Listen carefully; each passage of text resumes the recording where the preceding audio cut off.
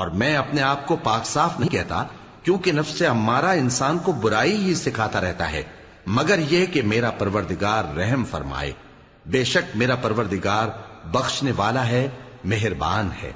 اور بادشاہ نے حکم دیا کہ اسے میرے پاس لاؤ، میں اسے اپنا مصاحب خاص بناؤں گا۔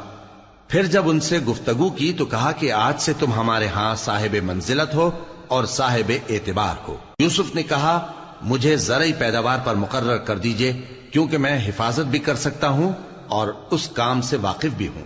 اس طرح ہم نے یوسف کو ملک مصر میں جگہ دی اور وہ اس ملک میں جہاں چاہتے تھے رہتے تھے۔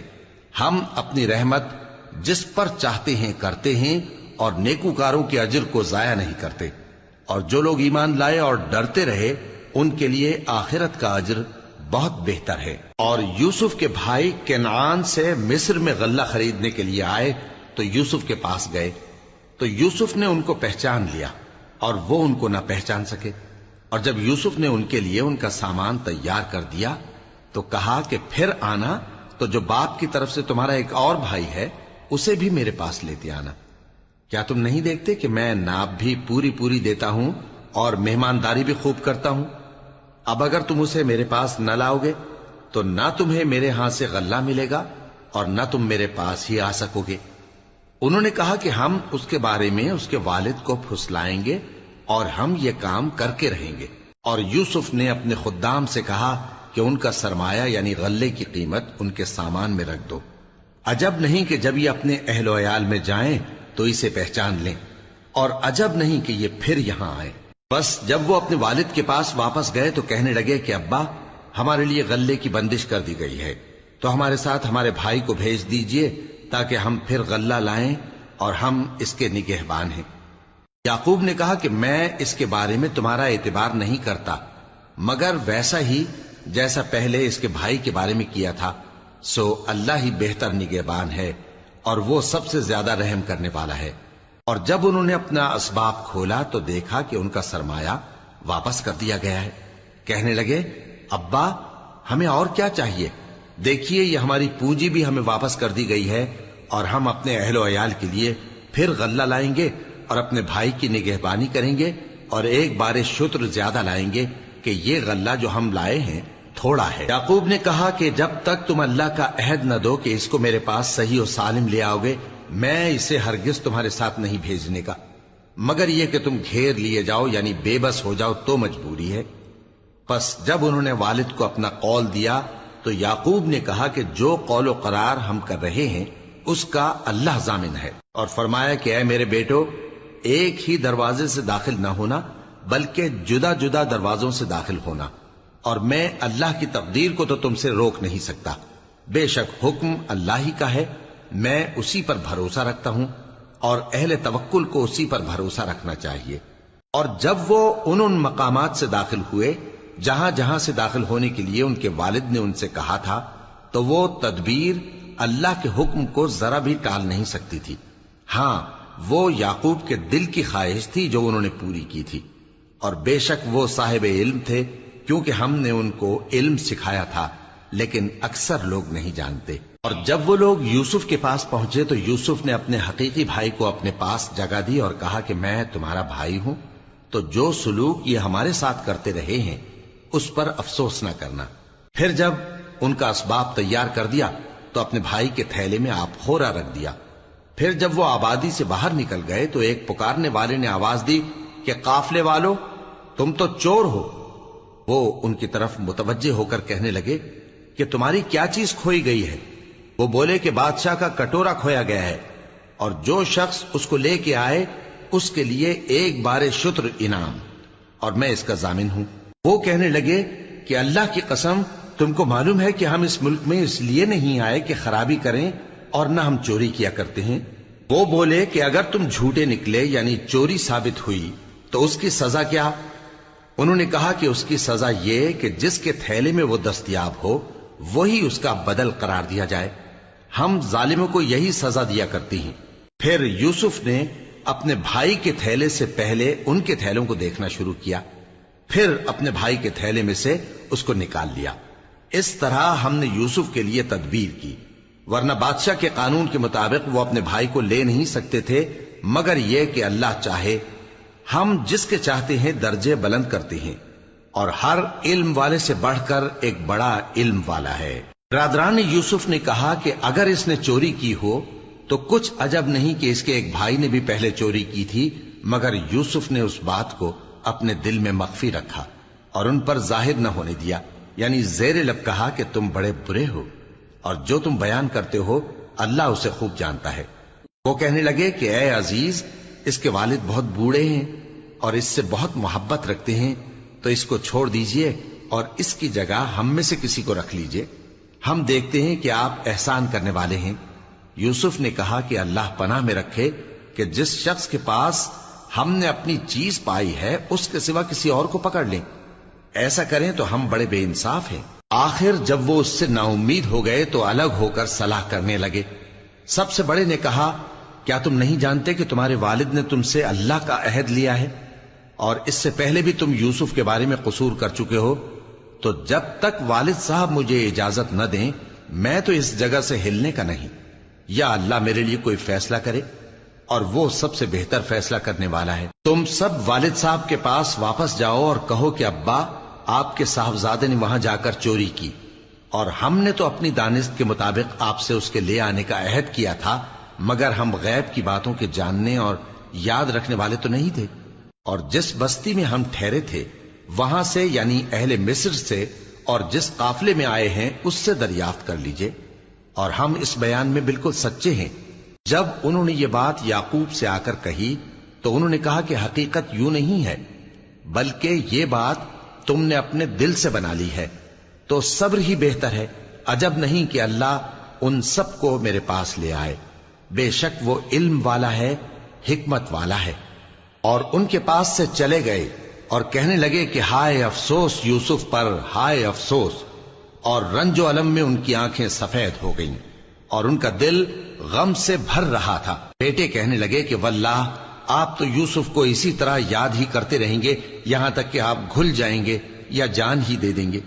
انہوں نے کہا کہ میں تو اپنے غم و اندوہ کا اظہار اللہ سے کرتا ہوں، اور اللہ کی طرف سے وہ باتیں جانتا ہوں جو تم نہیں جانتے۔ اے بیٹو، یوں کرو کہ ایک دفعہ پھر جاؤ اور یوسف اور اس کے بھائی کو تلاش کرو، اور اللہ کی رحمت سے نا امید نہ ہونا کہ اللہ کی رحمت سے تو کافر لوگ ہی نا امید ہوا کرتے ہیں۔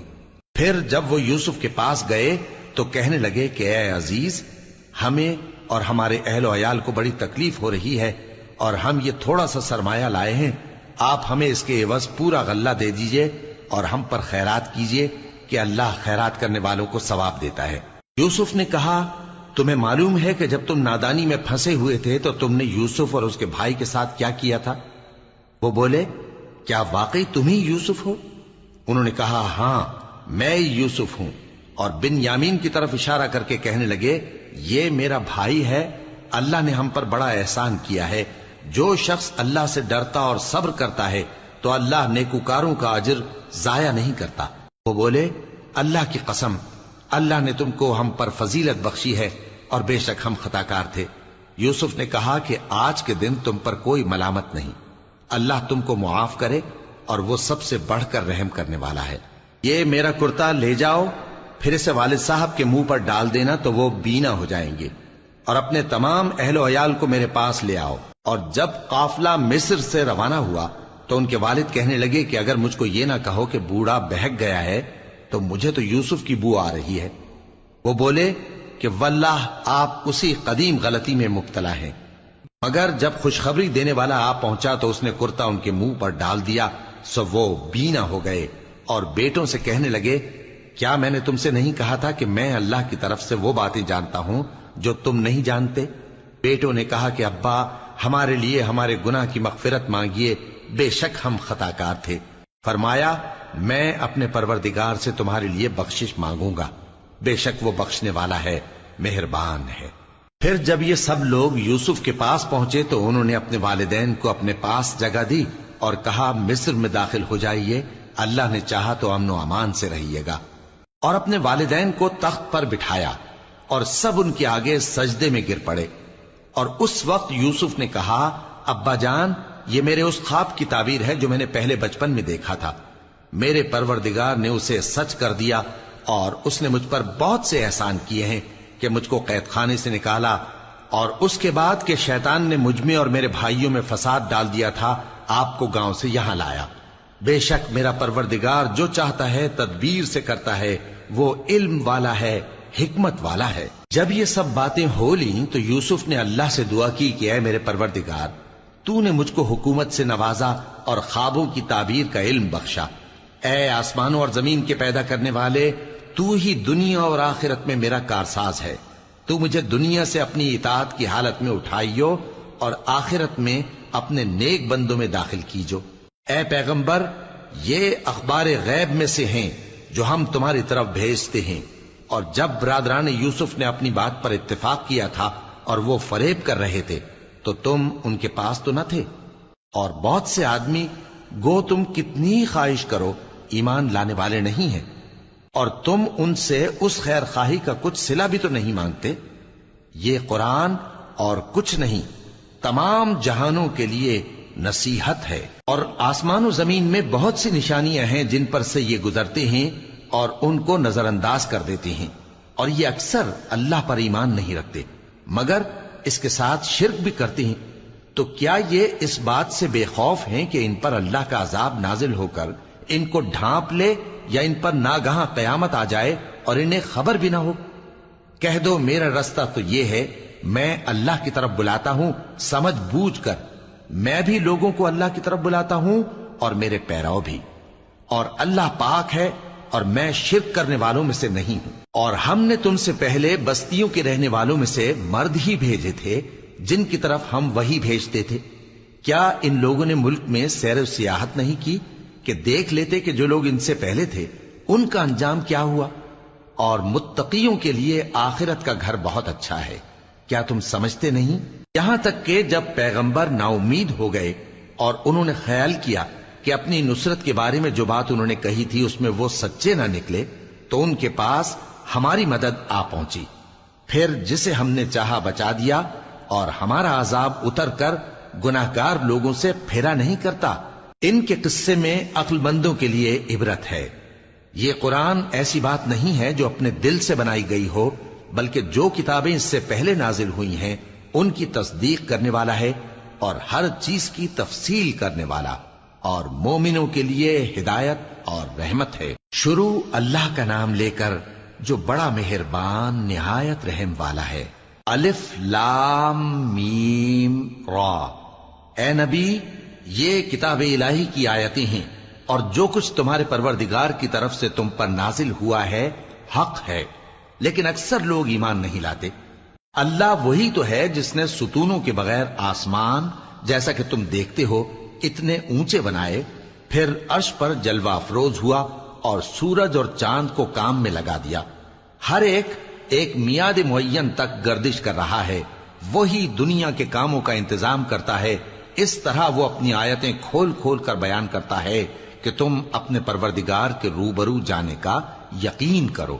اور وہی ہے جس نے زمین کو پھیلایا اور اس میں پہاڑ اور دریا پیدا کیے اور ہر طرح کے میووں کی دو دو قسمیں بنائیں۔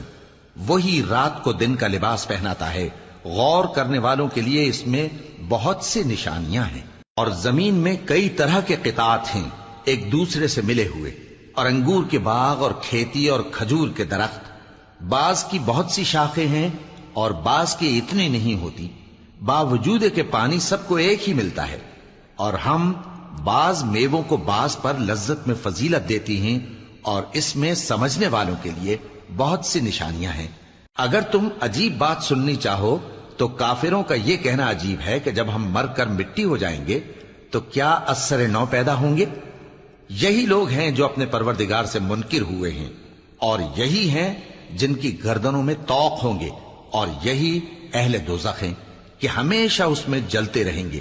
اور یہ لوگ بھلائی سے پہلے تم سے برائی جلدی سے مانگتے ہیں، یعنی طالب عذاب ہیں، حالانکہ ان سے پہلے عذاب واقع ہو چکے ہیں۔ اور تمہارا پروردگار لوگوں کو باوجود ان کی بے انصافیوں کے معاف کرنے والا ہے، اور بے شک تمہارا پروردگار سخت عذاب دینے والا ہے۔ اور کافر لوگ کہتے ہیں کہ اس پیغمبر پر اس کے پروردگار کی طرف سے کوئی نشانی کیوں نازل نہیں ہوئی؟ اے نبی، تم تو صرف خبردار کرنے والے ہو، اور ہر ایک قوم کے لیے رہنما ہوا کرتا ہے۔ اللہ ہی اس بچے سے واقف ہے جو عورت کے پیٹ میں ہوتا ہے، اور وہی پیٹ کے سکڑنے اور بڑھنے سے بھی واقف ہے، اور ہر چیز کا اس کے ہاں ایک اندازہ مقرر ہے۔ وہ چھپی اور ظاہر چیزوں کا جاننے والا ہے، سب سے بزرگ ہے، عالی رتبہ ہے۔ کوئی تم میں سے چپکے سے بات کہے یا پکار کر، یا رات کو کہیں چھپ جائے یا دن کی روشنی میں کھلم کھلا چلے پھرے، اللہ کے نزدیک برابر ہے۔ اس کے آگے اور پیچھے اللہ کے چوکیدار ہیں جو اللہ کے حکم سے اس کی نگرانی کرتے ہیں۔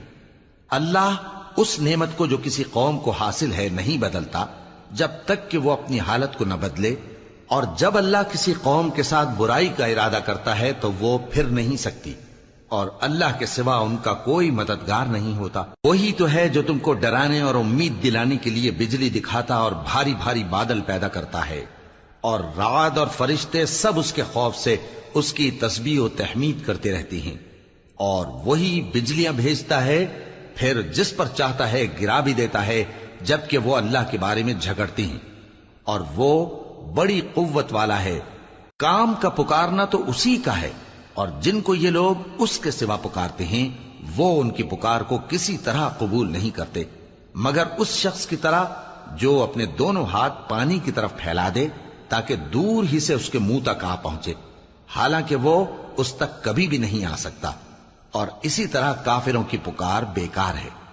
اور جتنی مخلوقات آسمانوں اور زمین میں ہے، خوشی سے یا ناخوشی سے اللہ کے آگے سجدہ کرتی ہے، اور ان کے سائے بھی صبح و شام سجدے کرتے ہیں۔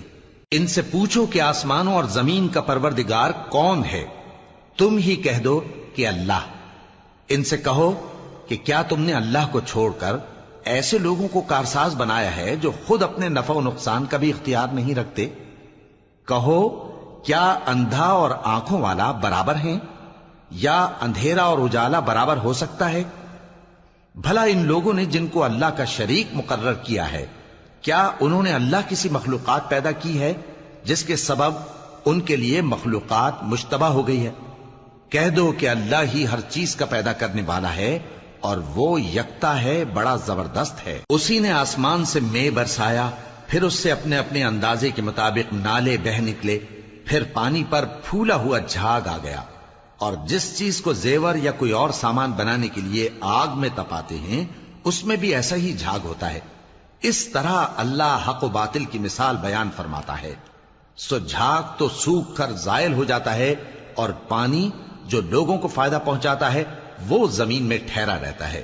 اس طرح اللہ صحیح اور غلط کی مثالیں بیان فرماتا ہے تاکہ تم سمجھو۔ جن لوگوں نے اللہ کے حکم کو قبول کیا ان کی حالت بہت بہتر ہوگی، اور جنہوں نے اس کو قبول نہ کیا، اگر روئے زمین کے سب خزانے ان کے اختیار میں ہوں تو وہ سب کے سب اور ان کے ساتھ اتنے ہی اور نجات کے بدلے میں صرف کر ڈالیں، مگر نجات کہاں؟ ایسے لوگوں کا حساب بھی برا ہوگا، اور ان کا ٹھکانہ بھی دوزخ ہے، اور وہ بری جگہ ہے۔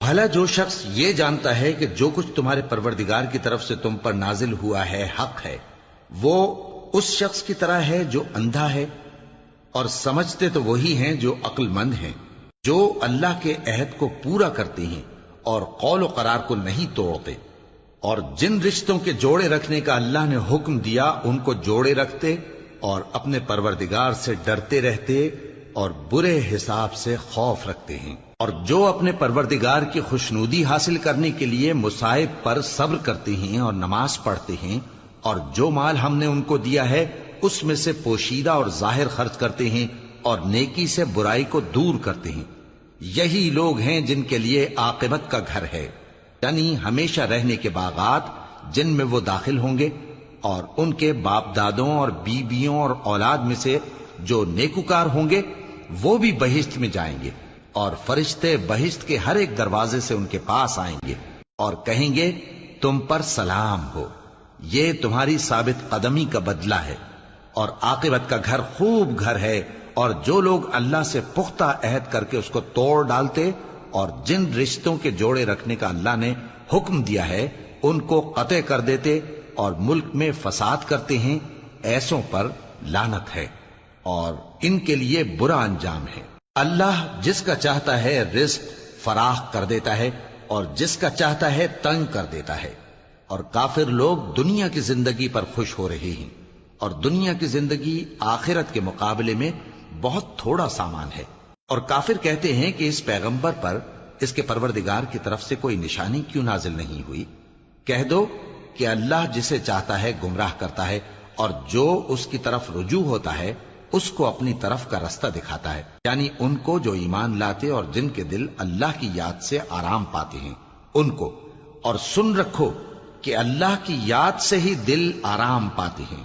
جو لوگ ایمان لائے اور عمل نیک کیے ان کے لیے خوشحالی اور عمدہ ٹھکانہ ہے۔ جس طرح ہم پہلے پیغمبر بھیجتے رہے ہیں اسی طرح اے نبی ہم نے تم کو اس امت میں جس سے پہلے بہت سی امتیں گزر چکی ہیں بھیجا ہے، تاکہ تم ان کو وہ کتاب جو ہم نے تمہاری طرف بھیجی ہے پڑھ کر سنا دو۔ اور یہ لوگ رحمان کو نہیں مانتے۔ کہہ دو وہی تو میرا پروردگار ہے، اس کے سوا کوئی معبود نہیں، میں اسی پر بھروسہ رکھتا ہوں اور اسی کی طرف رجوع کرتا ہوں۔ اور اگر کوئی قرآن ایسا ہوتا کہ اس کی تاثیر سے پہاڑ چل پڑتے یا زمین پھٹ جاتی یا مردوں سے کلام کر سکتے تو کیا یہ لوگ ایمان لے آتے؟ بات یہ ہے کہ سب باتیں اللہ کے اختیار میں ہیں، تو کیا مومنوں کو اس سے اطمینان نہیں ہوا کہ اگر اللہ چاہتا تو سب لوگوں کو ہدایت کے رستے پر چلا دیتا؟ اور کافروں پر ہمیشہ ان کے اعمال کے بدلے آفت آتی رہے گی یا ان کے مکانات کے قریب نازل ہوتی رہے گی یہاں تک کہ اللہ کا وعدہ آ پہنچے۔ بے شک اللہ وعدہ خلاف نہیں کرتا۔ اور تم سے پہلے بھی رسولوں کے ساتھ تمسخر ہوتے رہے ہیں، تو میں نے کافروں کو مہلت دی، پھر میں نے ان کو پکڑ لیا، سو دیکھ لو کہ میرا عذاب کیسا رہا۔ تو کیا وہ جو ہر شخص کے اعمال کا نگراں و نگہبان ہے وہ بتوں کی طرح بے علم و بے خبر ہو سکتا ہے؟ اور ان لوگوں نے اللہ کے شریک مقرر کر رکھے ہیں۔ ان سے کہو کہ ذرا ان کے نام تو لو۔ کیا تم اسے ایسی چیزیں بتاتے ہو جو روئے زمین پر ہیں اور اسے معلوم نہیں، یا تم لوگ محض سطحی بات کی تقلید کرتے ہو؟ اصل یہ ہے کہ کافروں کو ان کے فریب خوبصورت معلوم ہوتے ہیں اور وہ ہدایت کے رستے سے روک لیے گئے ہیں، اور جسے اللہ گمراہ رہنے دے اسے کوئی ہدایت کرنے والا نہیں۔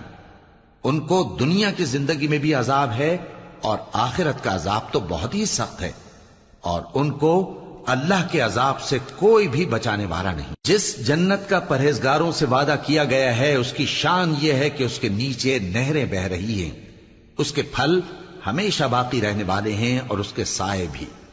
یہ ان لوگوں کا انجام ہے جو متقی ہیں، اور کافروں کا انجام دوزخ ہے۔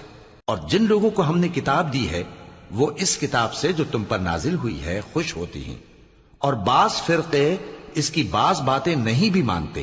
کہہ دو کہ مجھ کو یہی حکم ہوا ہے کہ اللہ ہی کی عبادت کروں اور اس کے ساتھ کسی کو شریک نہ بناؤں، میں اسی کی طرف بلاتا ہوں اور اسی کی طرف مجھے لوٹنا ہے۔ اور اسی طرح ہم نے اس قرآن کو عربی زبان کا فرمان بنا کر نازل کیا ہے، اور اگر تم علم آ جانے کے بعد ان لوگوں کی خواہشوں کے پیچھے چلو گے تو اللہ کے سامنے کوئی نہ تمہارا مددگار ہوگا اور نہ کوئی بچانے والا۔ اور اے نبی ہم نے تم سے پہلے بھی پیغمبر بھیجے تھے اور ان کو بیویاں اور اولاد بھی دی تھیں، اور کسی پیغمبر کے اختیار کی بات نہ تھی کہ اللہ کے حکم کے بغیر کوئی نشانی لے آتا۔ ہر حکم قضا کتاب میں لکھا ہوا ہے۔ اللہ جس چیز کو چاہتا ہے مٹا دیتا ہے اور جس کو چاہتا ہے باقی رکھتا ہے، اور اسی کے پاس اصل کتاب ہے۔ اور اگر ہم کوئی عذاب جس کا ان لوگوں سے وعدہ کرتے ہیں تمہیں دکھائیں، یعنی تمہارے روبرو ان پر نازل کریں، یا تمہاری مدت حیات پوری کر دیں، یعنی تمہارے انتقال کے بعد عذاب بھیجیں، تو تمہارا کام ہمارے احکام کا پہنچا دینا ہے اور ہمارا کام حساب لینا ہے۔ کیا انہوں نے نہیں دیکھا کہ ہم زمین کو اس کے کناروں سے گھٹاتے چلے آ رہے ہیں، اور اللہ جیسا چاہتا ہے حکم کرتا ہے، کوئی اس کے حکم کا رد کرنے والا نہیں، اور وہ جلد حساب لینے والا ہے۔ جو لوگ ان سے پہلے تھے وہ بھی بہتیری تدبیریں کرتے رہے ہیں، سو تدبیر تو سب اللہ ہی کی ہوتی ہے۔ ہر شخص جو کچھ کر رہا ہے اللہ اسے جانتا ہے، اور کافر جلد معلوم کر لیں گے کہ آخرت میں اچھا انجام کس کے لیے ہوتا ہے۔ اور کافر لوگ کہتے ہیں کہ تم پیغمبر نہیں ہو۔ کہہ دو کہ میرے اور تمہارے درمیان اللہ اور وہ شخص جس کے پاس کتاب آسمانی کا علم ہے بطور گواہ کافی ہے۔ شروع اللہ کا نام لے کر جو بڑا مہربان نہایت رحم والا ہے۔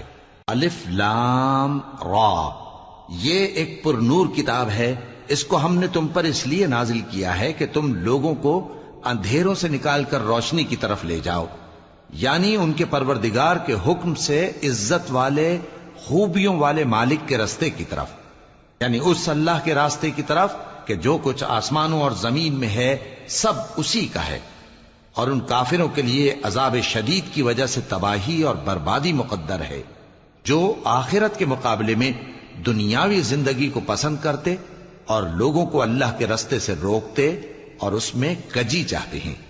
یہ لوگ بڑے دور کی گمراہی میں ہیں، اور ہم نے کوئی پیغمبر نہیں بھیجا مگر وہ اپنی قوم کی زبان بولتا تھا تاکہ انہیں احکام الہی کھول کھول کر بتا دے۔ پھر اللہ جسے چاہتا ہے گمراہ رہنے دیتا ہے اور جسے چاہتا ہے ہدایت دیتا ہے، اور وہ غالب ہے، حکمت والا ہے۔ اور ہم نے موسیٰ کو اپنی نشانیاں دے کر بھیجا کہ اپنی قوم کو تاریکیوں سے نکال کر روشنی میں لے جاؤ اور ان کو اللہ کے دن یاد دلاؤ، اور اس میں ان لوگوں کے لیے جو صابر و شاکر ہیں نشانیاں ہیں۔ اور جب موسیٰ نے اپنی قوم سے کہا کہ اللہ نے جو تم پر مہربانیاں کی ہیں ان کو یاد کرو، جبکہ اس نے تم کو فرعون کی قوم سے رہائی بخشی، وہ لوگ تمہیں برے برے عذاب دیتے تھے اور تمہارے بیٹوں کو مار ڈالتے تھے اور تمہاری لڑکیوں کو زندہ رہنے دیتے تھے، اور اس میں تمہارے پروردگار کی طرف سے بڑی آزمائش تھی۔ اور جب تمہارے پروردگار نے تم کو آگاہ کیا کہ اگر شکر کرو گے تو میں تمہیں زیادہ دوں گا، اور اگر ناشکری کرو گے تو یاد رکھو کہ میرا عذاب بھی سخت ہے۔ اور موسیٰ نے صاف صاف کہہ دیا کہ اگر تم اور جتنے اور لوگ زمین میں ہیں سب کے سب ناشکری کرو تو بھی اللہ بے نیاز ہے، قابل تعریف ہے۔ بھلا تم کو ان لوگوں کے حالات کی خبر نہیں پہنچی جو تم سے پہلے تھے، یعنی نوح اور عاد اور سمود کی قوم اور جو ان کے بعد تھے، جن کا علم اللہ کے سوا کسی کو نہیں۔ جب ان کے پاس ان کے پیغمبر نشانیاں لے کر آئے تو انہوں نے اپنے ہاتھ ان کے منہوں پر رکھ دیے کہ خاموش رہو، اور کہنے لگے کہ ہم تو تمہاری رسالت کو تسلیم نہیں کرتے، اور جس چیز کی طرف تم ہمیں بلاتے ہو ہم کو اس میں بھاری شک ہے۔ ان کے پیغمبروں نے کہا، کیا تم کو اللہ کے بارے میں شک ہے جو آسمانوں اور زمین کا پیدا کرنے والا ہے؟ وہ تمہیں اس لیے بلاتا ہے کہ تمہارے گناہ بخشے اور ایک مدت مقرر تک تم کو مہلت دے۔ وہ بولے کہ تم تو ہمارے ہی جیسے آدمی ہو، تمہارا یہ منشا ہے کہ جن چیزوں کو ہمارے بڑے پوجتے رہے ہیں ان کے پوجنے سے تم ہمیں روک دو، تو اچھا کوئی کھلی دلیل لاؤ، یعنی معجزہ دکھاؤ۔ پیغمبروں نے ان سے کہا کہ ہاں ہم تمہارے ہی جیسے آدمی ہیں، لیکن اللہ اپنے بندوں میں سے جس پر چاہتا ہے نبوت کا احسان کرتا ہے، اور ہمارے اختیار کی بات نہیں کہ ہم اللہ کے حکم کے بغیر تم کو تمہاری فرمائش کے مطابق معجزہ دکھائیں، اور اللہ ہی پر مومنوں کو تو بھروسہ رکھنا چاہیے۔ اور ہم کیوں اللہ پر بھروسہ نہ رکھیں حالانکہ اس نے ہم کو ہمارے دین کے سیدھے رستے بتائے ہیں، اور جو تکلیفیں تم ہم کو دیتے ہو اس پر ہم صبر کریں گے، اور اہل توکل کو تو اللہ ہی پر بھروسہ رکھنا چاہیے۔ اور جو کافر تھے انہوں نے اپنے پیغمبروں سے کہا کہ یا تو ہم تم کو اپنے ملک سے باہر نکال دیں گے یا تم ہمارے مذہب میں واپس آ جاؤ۔ پس ان کے پروردگار نے ان کی طرف وحی بھیجی کہ ہم ظالموں کو ہلاک کر دیں گے اور ان کے بعد تم کو اس زمین میں آباد کر دیں گے۔ یہ اس شخص کے لیے ہے جو قیامت کے روز میرے سامنے کھڑے ہونے سے ڈرے اور میرے عذاب سے خوف کرے۔ اور پیغمبروں نے اللہ سے فتح چاہی اور ہر سرکش ضدی نامراد رہ گیا۔ اس کے پیچھے دوزخ ہے اور اسے پیپ والا پانی پلایا جائے گا، وہ اس کو گھونٹ گھونٹ کر کے پیے گا اور گلے سے نہیں اتار سکے گا، اور ہر طرف سے اسے موت آ رہی ہوگی مگر وہ مرنے میں نہیں آئے گا، اور اس کے بعد سخت عذاب ہوگا۔ جن لوگوں نے اپنے پروردگار سے کفر کیا ان کے اعمال کی مثال راکھ کی سی ہے کہ آندھی کے دن اس پر زور کی ہوا چلے جو اسے اڑا لے جائے۔ اسی طرح جو کام وہ کرتے رہے ان پر ان کو کچھ قابو نہ ہوگا۔ یہی تو پرلے سرے کی گمراہی ہے۔ کیا تم نے نہیں دیکھا کہ اللہ نے آسمانوں اور زمین کو تدبیر سے پیدا کیا ہے، اگر وہ چاہے تو تم کو نابود کر دے اور تمہاری جگہ نئی مخلوق پیدا کر دے، اور یہ اللہ کو کچھ بھی مشکل نہیں۔ اور قیامت کے دن سب لوگ اللہ کے سامنے کھڑے ہوں گے تو غریب پیروکار بڑے بن بیٹھنے والوں سے کہیں گے کہ ہم تو تمہارے پیرو تھے، کیا تم اللہ کا کچھ عذاب ہم پر سے دفع کر سکتے ہو؟ وہ کہیں گے کہ اگر اللہ ہم کو ہدایت کرتا تو ہم تم کو ہدایت کرتے۔ اب ہم گھبراہٹ ظاہر کریں یا صبر کریں ہمارے حق میں برابر ہے، کوئی جگہ رہائی کی ہمارے لیے نہیں ہے۔ اور جب حساب کتاب کا کام فیصل ہو چکے گا تو شیطان کہے گا جو وعدہ اللہ نے تم سے کیا تھا وہ تو سچا تھا، اور جو وعدہ میں نے تم سے کیا تھا وہ جھوٹا تھا، اور میرا تم پر کسی طرح کا زور نہیں تھا۔ ہاں، میں نے تم کو گمراہی اور باطل کی طرف بلایا تو تم نے جلدی سے اور بے دلیل میرا کہنا مان لیا۔ تو آج مجھے ملامت نہ کرو، اپنے آپ ہی کو ملامت کرو۔ نہ میں تمہاری فریاد رسی کر سکتا ہوں اور نہ تم میری فریاد رسی کر سکتے ہو۔ میں اس بات سے انکار کرتا ہوں کہ تم پہلے مجھے شریک بناتے تھے۔ بے شک جو ظالم ہیں ان کے لیے درد دینے والا عذاب ہے۔ اور جو ایمان لائے اور عمل نیک کرتے رہے وہ بہشتوں میں داخل کیے جائیں گے جن کے نیچے نہریں بہ رہی ہیں۔ اپنے پروردگار کے حکم سے وہ ہمیشہ ان میں رہیں گے، وہاں وہ ہر ملاقات پر ایک دوسرے کو سلام کہیں گے۔ کیا تم نے نہیں دیکھا کہ اللہ نے کلمہ طیبہ کی کیسی مثال بیان فرمائی ہے؟ وہ ایسی ہے جیسے پاکیزہ درخت جس کی جڑ مضبوط ہو اور شاخیں آسمان میں پھیلی ہوں۔ وہ اپنے پروردگار کے حکم سے ہر موقع پر پھل لاتا ہو، اور اللہ لوگوں کے لیے مثالیں بیان فرماتا ہے تاکہ وہ نصیحت حاصل کریں۔ اور ناپاک بات یعنی غلط عقیدے کی مثال ناپاک درخت کی سی ہے کہ وہ زمین کے اوپر ہی سے اکھیڑ کر پھینک دیا جائے، اس کو ذرا بھی قرار و ثبات نہیں۔ اللہ مومنوں کے دلوں کو صحیح اور پکی بات سے دنیا کی زندگی میں بھی مضبوط رکھتا ہے اور آخرت میں بھی رکھے گا، اور اللہ بے انصافوں کو گمراہ کر دیتا ہے، اور اللہ جو چاہتا ہے کرتا ہے۔ کیا تم نے ان لوگوں کو نہیں دیکھا جنہوں نے اللہ کے احسان کو ناشکری سے بدل دیا اور اپنی قوم کو تباہی کے گھر میں لا اتارا، یعنی دوزخ میں، کہ سب ناشکرے اس میں داخل ہوں گے اور وہ برا ٹھکانہ ہے۔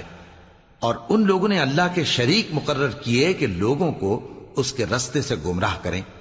کہہ دو کہ چند روز فائدے اٹھا لو، آخر کار تم کو دوزخ کی طرف لوٹ کر جانا ہے۔ اے پیغمبر، میرے مومن بندوں سے کہہ دو کہ نماز پڑھا کریں، اور اس دن کے آنے سے پیشتر جس میں نہ اعمال کا سودا ہوگا اور نہ دوستی کام آئے گی، ہمارے دیے ہوئے مال میں سے پوشیدہ اور علانیہ خرچ کرتے رہیں۔ اللہ ہی تو ہے جس نے آسمانوں اور زمین کو پیدا کیا اور آسمان سے مے برسایا، پھر اس سے تمہارے کھانے کے لیے پھل پیدا کیے اور کشتیوں اور جہازوں کو تمہارے زیر فرمان کیا تاکہ وہ سمندر میں اس کے حکم سے چلیں، اور نہروں کو بھی تمہارے زیر فرمان کیا، اور سورج اور چاند کو تمہارے لیے کام میں لگا دیا کہ دونوں دن رات ایک ڈگر پر چل رہے ہیں، اور رات اور دن کو بھی تمہاری خاطر کام میں لگا دیا، اور جو کچھ تم نے مانگا سب میں سے تم کو عنایت کیا۔ اور اگر اللہ کے احسان گننے لگو تو شمار نہ کر سکو، مگر لوگ نعمتوں کا شکر نہیں کرتے۔ کچھ شک نہیں کہ انسان بڑا بے انصاف ہے، ناشکرا ہے۔ اور جب ابراہیم نے دعا کی کہ اے میرے پروردگار، اس شہر کو لوگوں کے لیے امن کی جگہ بنا دے، اور مجھے اور میری اولاد کو اس بات سے کہ بتوں کی پرستش کرنے لگیں بچائے رکھیو۔ اے پروردگار، انہوں نے بہت سے لوگوں کو گمراہ کیا ہے، سو جس شخص نے میرا کہا مانا وہ میرا ہے، اور جس نے میری نافرمانی کی تو تو بخشنے والا ہے، مہربان ہے۔ اے پروردگار، میں نے اپنی اولاد ایک وادی میں جہاں کھیتی نہیں، تیرے عزت و ادب والے گھر کے پاس لا بسائی ہے۔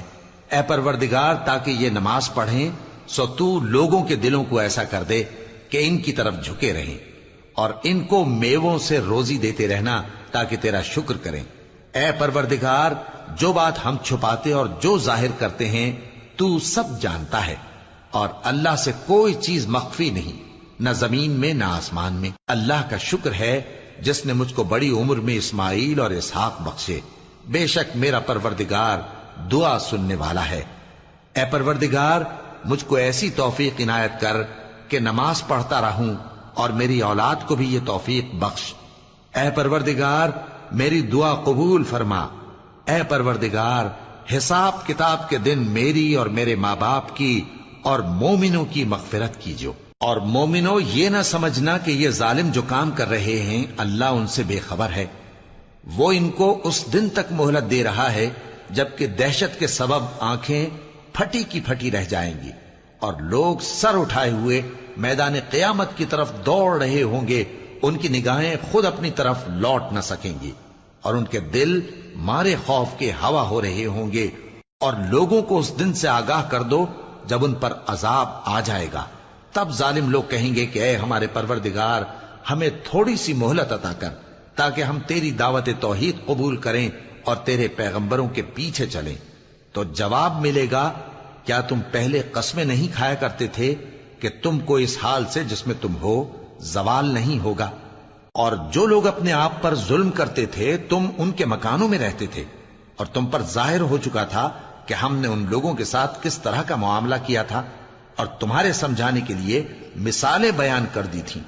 اور انہوں نے بڑی بڑی تدبیریں کی، اور ان کی سب تدبیریں اللہ کے ہاں لکھی ہوئی ہیں۔